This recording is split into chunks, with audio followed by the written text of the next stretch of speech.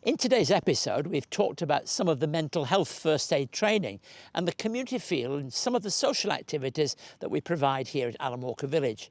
And I'd like to speak about the spiritual care, if you like, we provide to our residents as well.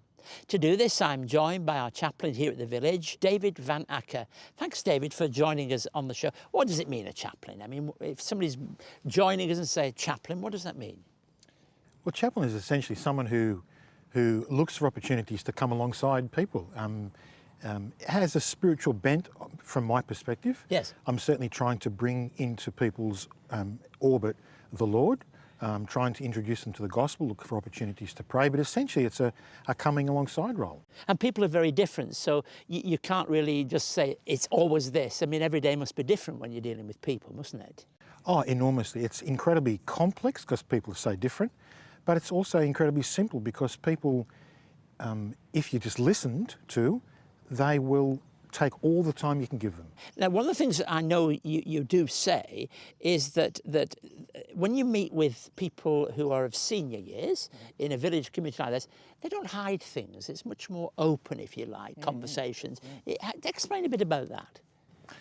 Well, I suppose they've had enough years to be careful and delicately balance what they're going to say. And now they tend to get to a stage where they'll just tell it to you as it is, yes, which is refreshing. You don't have to wonder, do they appreciate what you're saying? Is it connecting with you? They'll just say to you, what are you talking about? Or what do you mean? They'll be very direct, which I find quite refreshing. Tell me, what do you enjoy most about the job? I enjoy being with people.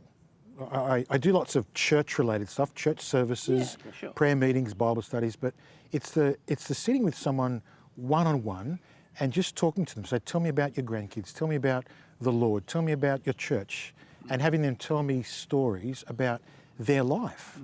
From a lot of these people from a generation that is dying away. Like I'm with people now who lived through a world war, who lived through a Great Depression, who have seen the rise of the internet, you know, things that you and I take for granted. They've seen its arrival. And so to create spaces to talk with those people, it's an incredible privilege. Do you find yourself blessed and fulfilled in your work here? Oh, very much so.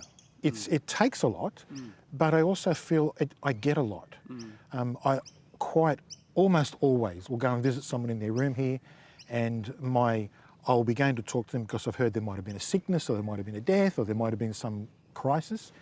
But inevitably, we'll end up talking to them about their life, and from that will come a remarkable story. And I'll walk out of their room thinking, that was just remarkable. That I was able to be a part of that story they've just told me. We appreciate, David, what you do, and thank you for sharing with us and talking.